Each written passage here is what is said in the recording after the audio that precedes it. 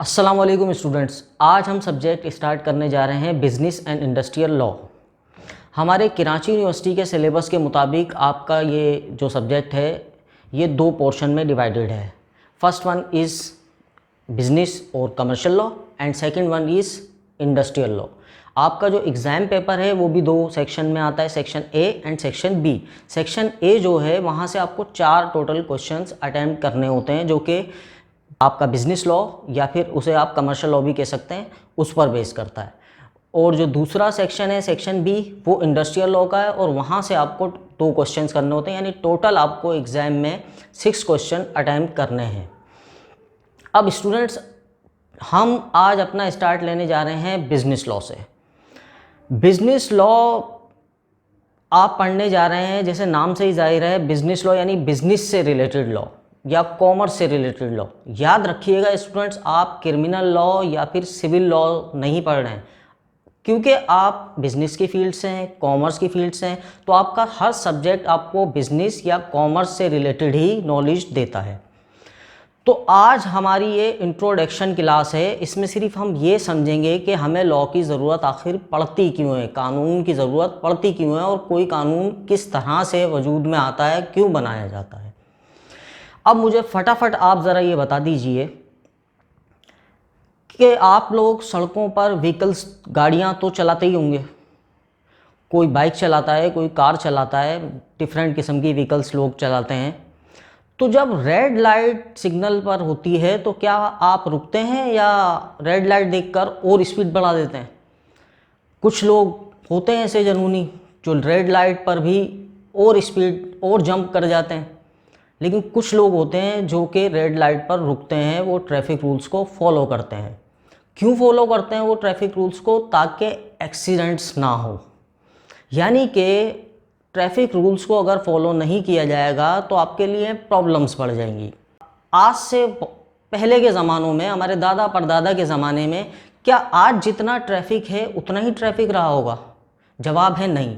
उस वक्त ट्रैफिक कम था, साइकिल ज़्यादा चलती थी, बैलगाड़ी, घोड़ा गाड़ी, इस पर लोग सफ़र किया करते थे। मोटर जो कार्स थी वो कम थी। तो होता क्या था उस वक्त, एक्सीडेंट्स इतने ज़्यादा नहीं होते थे, तो ट्रैफिक रूल्स इतने सख्त नहीं होते थे या उनकी ज़रूरत नहीं होती थी। जैसे जैसे वक्त गुजरने के साथ साथ रोड्स पर ट्रैफिक आया, ट्रैफिक का लोड आया, तो हमें कुछ सख्त किस्म के ट्रैफिक रूल्स की ज़रूरत पड़ी। यानी कि आप ये कह सकते हैं कि किसी भी प्रॉब्लम के सॉल्यूशन के लिए आपको लॉ या फिर कानून की ज़रूरत पड़ती है। अब यही ट्रैफिक वाली हम एक एग्जांपल लेकर इस चीज़ को स्टूडेंट समझने की कोशिश करते हैं। यानी कि जब हमें हमारी ट्रैफिक में प्रॉब्लम्स बढ़ी,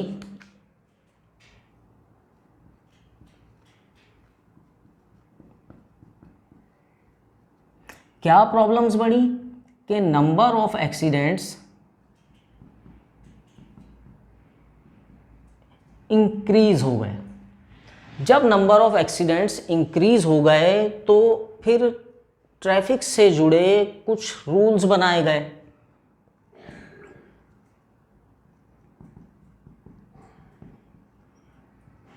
ट्रैफिक रूल्स बनाए गए और उन ट्रैफिक रूल्स की एक लिस्ट तैयार की गई। उस लिस्ट से एक रूल बुक बनाई गई।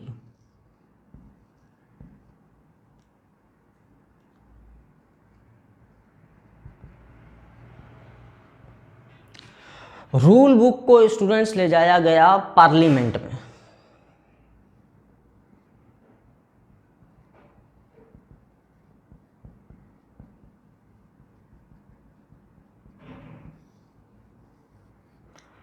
रूल बुक को पार्लियामेंट में ले जाया गया पास करवाने के लिए।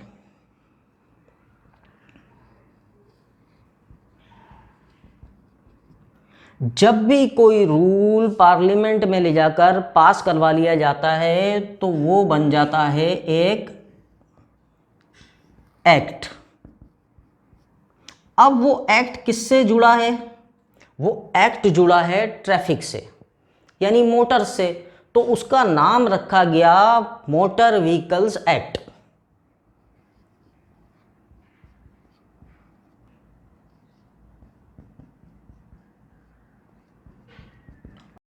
Motor vehicles act.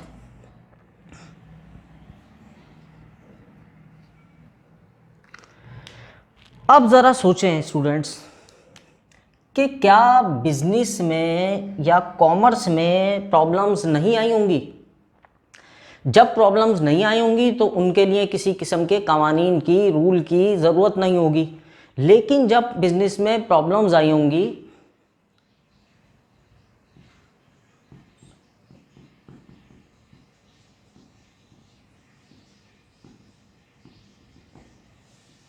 बिजनेस में, कॉमर्स में जब प्रॉब्लम्स आई होंगी,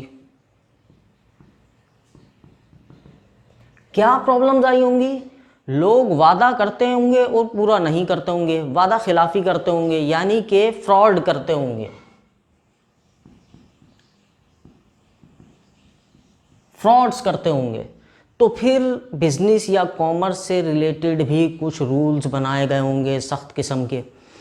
अब वो रूल्स बिजनेस या कॉमर्स से रिलेटेड हैं और बिजनेस या कॉमर्स में लोग करते हैं कॉन्ट्रैक्ट। अब जो रूल्स बनाए गए वो कॉन्ट्रैक्ट से रिलेटेड थे।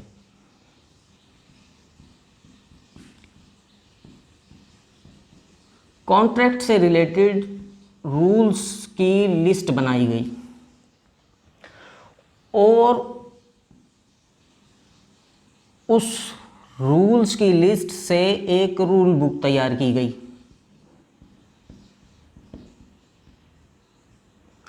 उस रूल बुक को पास करवाने के लिए ले जाया गया पार्लियामेंट में।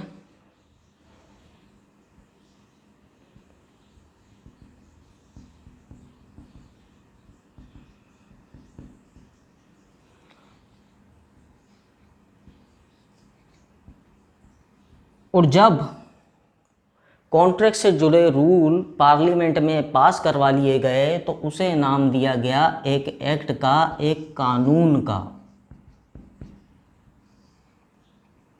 अब उस एक्ट का नाम क्या रखा गया? Contract act.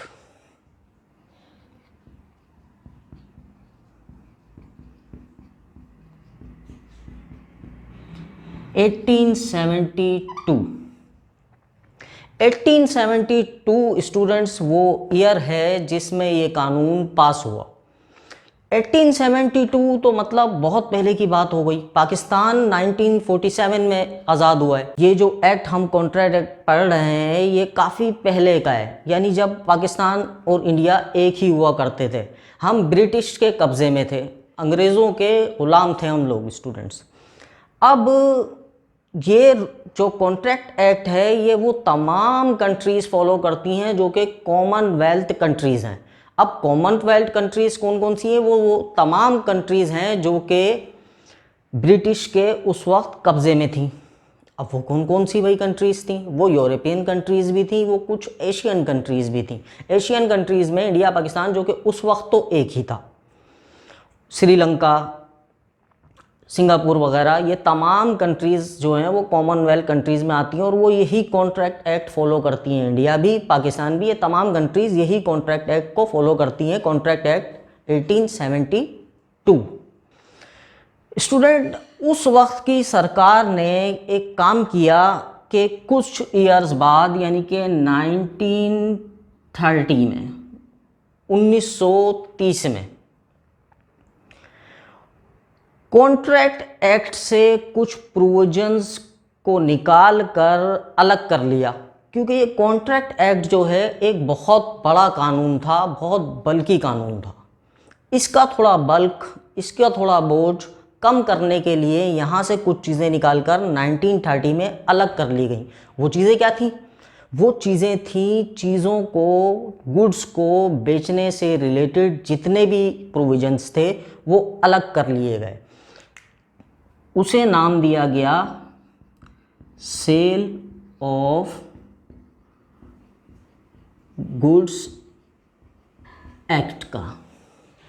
Cell of goods act का नाम दिया गया और वो 1930 में अलग कर लिया गया, यानी ये साल था जब ये एक्ट अलग कर लिया गया। तो आप ये कह सकते हैं कि सेल ऑफ गुड्स एक्ट की जो पैदाइश है वो कॉन्ट्रैक्ट एक्ट से ही हुई है, इसे वहीं से निकाला गया है। पहले ये हिस्सा था कॉन्ट्रैक्ट एक्ट का, लेकिन अब ये अलग एक एक्ट समझा जाता है या पढ़ाया जाता है या अप्लाई किया जाता है। इसके ठीक 2 साल बाद यानी कि 1932 में, यानी ठीक 2 साल बाद 1932 में उस वक्त की सरकार ने फिर ये फैसला किया कि अब कॉन्ट्रैक्ट एक्ट से कुछ और प्रोविजंस को निकालकर अलग कर लिया जाए और एक नया एक्ट बना लिया जाए। वो एक्ट कौन सा था स्टूडेंट्स? जितने भी प्रोविजन कॉन्ट्रैक्ट एक्ट में मौजूद 1872 में मौजूद थे पार्टनरशिप से रिलेटेड, वो तमाम अलग कर लिए गए और एक्ट बनाया गया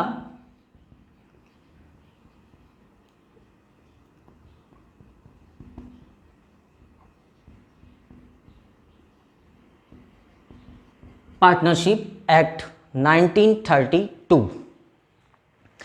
यानी आप ये कह सकते हैं कि सेल ऑफ गुड्स एक्ट और पार्टनरशिप एक्ट ये दोनों पहले हिस्सा थे कॉन्ट्रैक्ट एक्ट का ही। इन दोनों की पैदाइश कॉन्ट्रैक्ट एक्ट से ही हुई है, इन्हें कॉन्ट्रैक्ट एक्ट से ही निकालकर अलग किया गया है। स्टूडेंट, एक और चीज़ कि ये कॉन्ट्रैक्ट एक्ट 1872 जिस डेट से अप्लाई हुआ, लागू हुआ, वो डेट क्या थी? वो डेट थी 1 सितंबर 1872। 1 सितंबर 1872 वो डेट थी जिस डेट से ये कानून लागू हुआ या एप्लीकेबल हुआ। अब इस पूरी कहानी से स्टूडेंट हमने समझा ये कि जब भी कोई प्रॉब्लम्स आती हैं उनके सॉल्यूशन के लिए ही रूल्स बनाए जाते हैं, एक्ट बनाए जाते हैं, कानून बनाए जाते हैं। जैसा कि अगर हम अभी रिसेंट बात करें, हमारे ही मुल्क में हमारे सिंध के जो एजुकेशनल मिनिस्टर हैं, आपको ये कहते हुए कुछ दिनों पहले ये सुनाई दे रहे थे कि हम जो ये मैट्रिक और इंटर के स्टूडेंट्स हैं इनको प्रमोट नहीं कर सकते क्योंकि लॉ में गुंजाइश नहीं है, लॉ को जाके अमेंडमेंट लॉ में करनी पड़ेगी, लॉ को थोड़ा चेंज करना पड़ेगा। यानी हमारे पास एजुकेशन से रिलेटेड लॉ तो एक्ट तो मौजूद था, लेकिन उसमें अमेंडमेंट की ज़रूरत थी, उसमें चेंजिंग की ज़रूरत थी, फिर जाकर हम बच्चों को, स्टूडेंट्स को प्रमोशन दे सकते थे। तो इसी तरह से प्रॉब्लम आई जब ये कोरोना की वजह से, तो उन्होंने ये सोचा ना कि लॉ में जाके अमेंडमेंट की जाए, क्योंकि लॉ तो ऑलरेडी मौजूद था। लेकिन जब किसी चीज़ से रिलेटेड लॉ ही मौजूद ना हो तो उनका वजूद किस तरह से आता है कि प्रॉब्लम्स होती हैं, उनके सोल्यूशन के लिए रूल्स बनाए जाते हैं। रूल्स तो कोई फॉलो करता नहीं है ना स्टूडेंट्स, तो उन रूल्स को एक्ट की हैसियत दिलवाई जाती है पार्लियामेंट से, पार्लियामेंट में ले जाकर उनको पास करवाया जाता है। अब पार्लियामेंट हम ये कह सकते हैं कि हमारा सोर्स ऑफ लॉ है। पार्लियामेंट के अलावा भी और सोर्सेज ऑफ लॉ होते हैं, लेकिन वो अभी दोस्तों आपको समझने की ज़रूरत नहीं है क्योंकि आप अभी इतना डिटेल्ड में नहीं पढ़ रहे हैं लॉ को। आप बिजनेस लॉ पढ़ रहे हैं और उसके लिए आपको ये समझ लेना काफ़ी है कि पार्लियामेंट हमारा एक सोर्स ऑफ लॉ है, जहाँ से हमें लॉ मिलता है या हमें एक्ट कोई मिलता है। बस ये सारी कहानी ये समझने की थी स्टूडेंट्स। ये आज हमने एक छोटा सा इंट्रोडक्शन लिया है अपना बिजनेस लॉ का। इंशाअल्लाह नेक्स्ट क्लास में हम कॉन्ट्रैक्ट एक्ट 1872 से अपना स्टार्ट लेंगे, क्योंकि यहाँ से ही हमारा सिलेबस स्टार्ट होता है और यही आपका मेन टॉपिक है। बारी बारी फिर हम इन दोनों एक्ट देखेंगे। स्टूडेंट्स, ये वीडियो बनाने के लिए हम बहुत मेहनत करते हैं, तो लिहाजा कमेंट के ज़रिए हमें अपनी एडवाइसेस दें, बताएं जो अगर हमारी वीडियोस में कमी है या कोताहियाँ हैं हमें आगाह करें, ताकि हम आपको और बेहतर कंटेंट प्रोवाइड कर सकें। इसके अलावा स्टूडेंट्स, बहुत से लोग इख्तिलाफ़ राय भी रखते होंगे। इख्तिलाफ़ राय का आप सबको हक है, लेकिन प्लीज़ तर्ज़ इख्तिलाफ़ का ज़रा ख्याल रखिएगा। अगली वीडियो में आपसे मुलाकात होगी। हमारे चैनल को सब्सक्राइब करें, बेल आइकॉन को प्रेस कर दें ताकि आपको हर नई आने वाली वीडियो का नोटिफिकेशन स्टूडेंट्स मिलता रहे। अगर आप समझते हैं कि आपके क्लासमेट्स, आपके फ्रेंड्स को इस नॉलेज की, इस वीडियो की ज़रूरत है, तो प्लीज़ इसे शेयर करें, लाइक करें।